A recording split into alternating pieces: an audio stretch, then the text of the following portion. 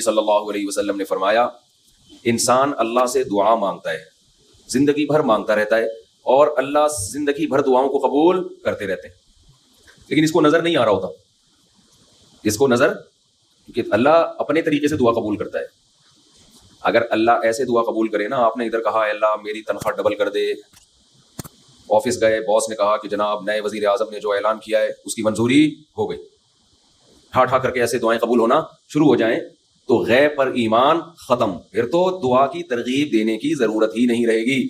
سب لوگ مصلی لے کے مسجد میں آ جائیں گے, سارا دن دعائیں مانگتے رہیں گے کہ اللہ سے جو مانگو ملتا ہے. خربوزہ مانگو خربوزہ ملتا ہے, تربوز مانگو تربوز ملتا ہے, افطاری میں پکوڑے مانگو پکوڑے ملتے ہیں, سموسے مانگو بھوک لگ رہی ہے کیا کریں سموسے ملتے ہیں, جو مانگو وہ ملتا ہے.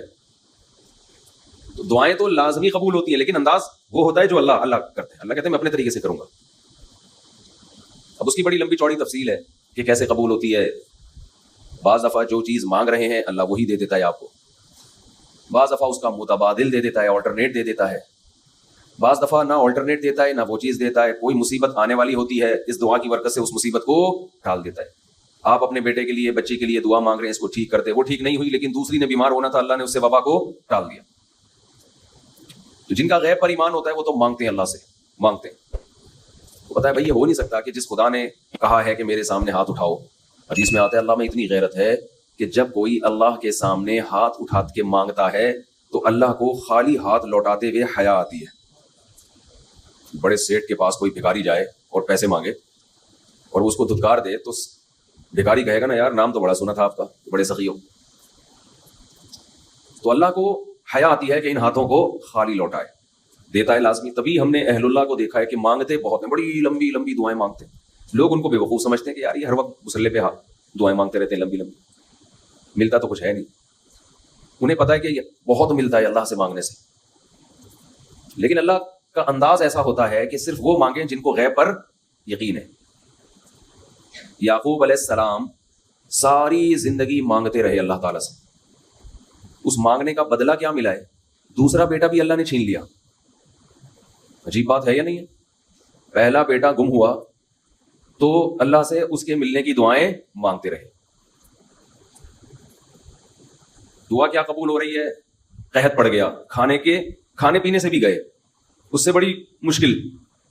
راشن لینے کے لیے بھیجا مصر اپنے بیٹوں کو, تو دوسرا بیٹا بھی بولو گیا, وہ بھی بادشاہ نے رکھ لیا. روتے روتے آنکھوں کی بینائی چلی گئی.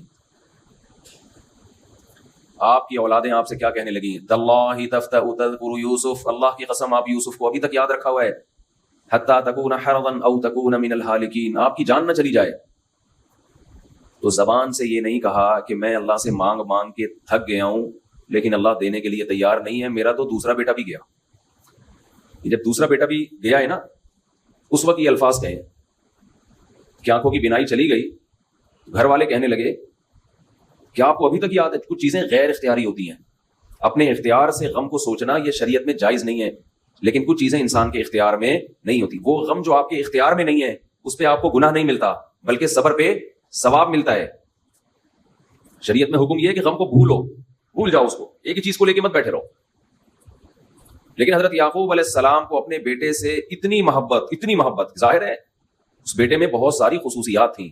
وہ جانتے تھے کہ اللہ ان کو پیغمبر بنائے گا, کہ اتنے عرصے کے بعد بھی آپ کے دل سے غم نہیں نکلا, لیکن اس غم کو لے کر زندگی گزار دی. کسی کے سامنے اللہ کی شکایت نہیں کی کہ میرے ساتھ کیا ہو رہا ہے.